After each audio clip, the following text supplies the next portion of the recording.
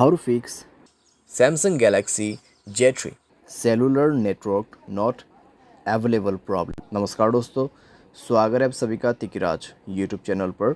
तो दोस्तों, आज के इस वीडियो पर मैं आपको बताऊंगा कि कैसे आप जो है cellular network not available problem कैसे फिक्स कर सकते हैं। तो यहाँ पे दोस्तों सेलुलर नेटवर्क यानी आपका मोबाइल नेटवर्क, ठीक है।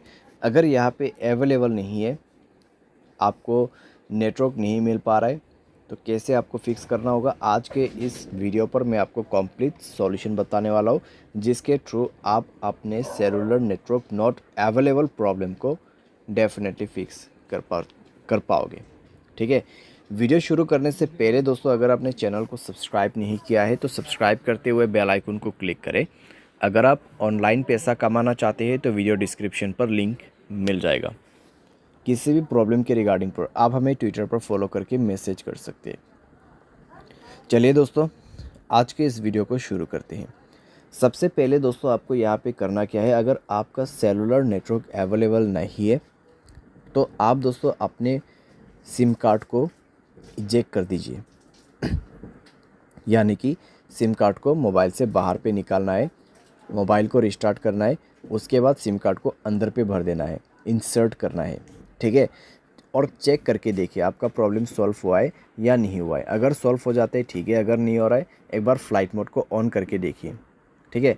फ़्लाइट मोड ऑन करके 30 सेकेंड वेट करें, 30 सेकेंड के बाद फ़्लाइट मोड को ऑफ़ कर दीजिए। ऑफ़ करने के बाद दोस्तों आपका नेटवर्क आ चुका होगा, चेक कर ले, ठीक है। अगर सॉल्व हो जाते हैं प्रॉब्लम, ठीक है।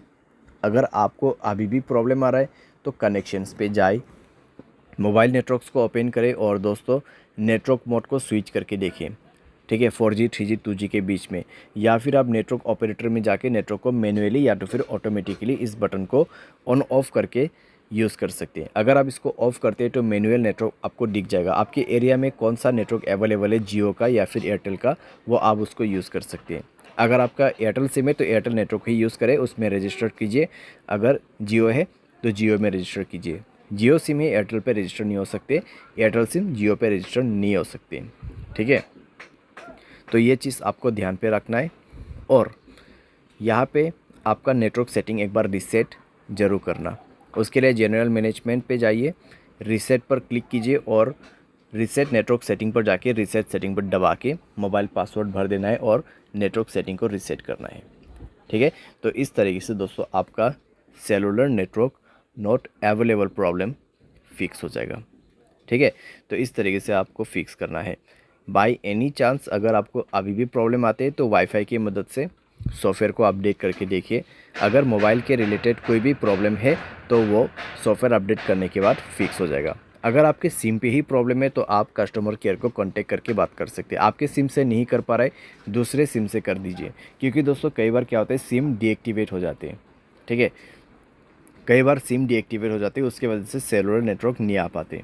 तो आप अगर एयरटेल सिम यूज़ कर रहे हैं 198-121 कॉल कर सकते हैं। अगर जियो है 1977, अगर दूसरा कोई है तो आप 198 पे कर सकते हैं, या फिर आप गूगल पे जाके भी चेकआउट कर सकते हैं। और ये दोस्तों एक चीज़ ध्यान रखें, आपके एयरटेल सिम पे प्रॉब्लम आ रहा है तो एयरटेल सिम दूसरे वाले लेके ही आपको कॉल करना है। जियो सिम पे प्रॉब्लम आ रहा है तो दूसरों का जियो सिम, ठीक है, घर वाले का, फ्रेंड्स का जियो सिम से आप कॉल करके पूछिए मेरे इस नंबर पे इस तरीके का प्रॉब्लम है, क्या हुआ है, वो आपको कंप्लीट डिटेल्स बता देगा, ठीक है।